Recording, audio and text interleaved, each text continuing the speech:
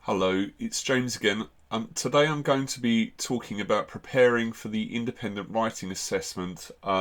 Typically, children will be doing this in January of each year. I think the main thing to remember is plot developments. This is where independent writing assessment differs from the CSSE type of writing, where it's generally just short, descriptive paragraphs.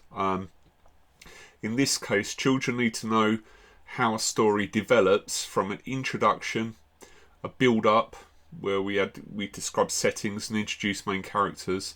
I think it's important that children only use maybe one or two main characters, not wanting to overcomplicate the story too much.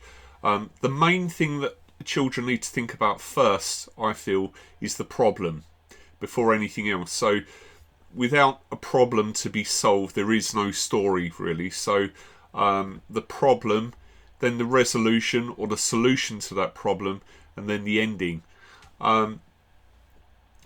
With independent writing assessments, sometimes children are asked just to finish off a story that's already been started. So the child needs to have read the text before and worked out whereabouts on this story mountain we're left already, and then progress with that story. Another thing to think about here is character description. So children need to maybe have a few characters that they're used to describing already, mainly in appearance. So some specialist adjectives to maybe describe complexion or hair or stature, and personality adjectives as well. Words like reserved or outgoing, different specialist vocabulary types for describing characters. In general, it's important that children remember the basics, so capital letters for beginnings of sentences and proper nouns, of course. Apostrophes used for contractions in the correct way, and showing possession in the correct way. Word choice is important. I think it's really important that children show that they're widely read, that they have got a good vocabulary, so they need to show those difficult words. Now, it's really important that they show challenging vocabulary in a way that they fully understand how that vocabulary should be used in context. Sometimes I see children just trying to inject difficult words into a passage just for the sake of trying to use those difficult words that they know, and those words don't always make sense in that sentence. So it's very, very important. Another thing to think about is, for independent school preparation, is sometimes they will need to match the style of writing that they've already been given for certain schools. So they need to decide whether it's a formally written piece or informally written piece. So that will determine the style in which it's written.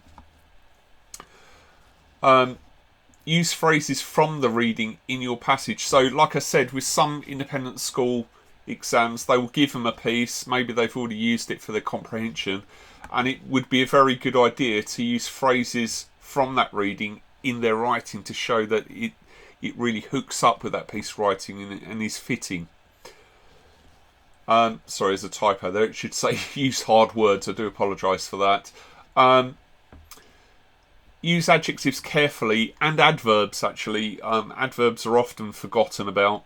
ly words to describe action. Cohesive devices. So these are words which join different phrases or things together, different ideas together. Firstly, secondly, furthermore. These types of devices to bind the writing together to give it a flow. This is very important. A variety of sentence openers. What we don't want is just repetition in the way that sentences are structured. So Peter walked down the street, he opened the door, he walked into the building. We really want a variety of sentence openers. So a subordinate clause at the beginning, comma, main clause, could add variety. An adverbial starter could add variety. So hastily, comma, they made their way across the street. Advanced sentences. This is leading on from what I've just said, they really need to show that they can use different types of sentence with main clause, subordinate clause, conjunctions. A semicolon is very important because that shows that they can use high level punctuation along the colon. So I'd suggest your child brushes up on colons and semicolons. Not to be overused though. Sometimes I see where children get hold of these. Every other sentence has got a semicolon or a colon, so be careful about that. You definitely need to signal that your child knows that. You know, as I said before, things like fronted adverbials and so on, lists used correctly. This is something that I think is very important to think about here in narrative writing. Is obviously they're using a range of devices, they're describing character, they're building an atmosphere as well. This is very important. This is where metaphors and similes can come in useful to try and put the reader in place, you know, to really understand the environment. Using speech, this is a difficult one. I think they do need to know, to show that they can use speech correctly and for effect in their writing, but I don't think it should be overused. It shouldn't be a play script. It should be used sparingly because they need to use DNA, dialogue, which is the speech, narrative, which is describing everything. That's also very important, not just speech, and action as well throughout the story. So they need to really be showing a balance of these things.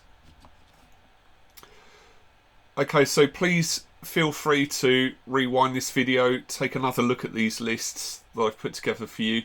Like I said, it's really about story development, showing higher level writing skills and showing variety in their writing and being accurate.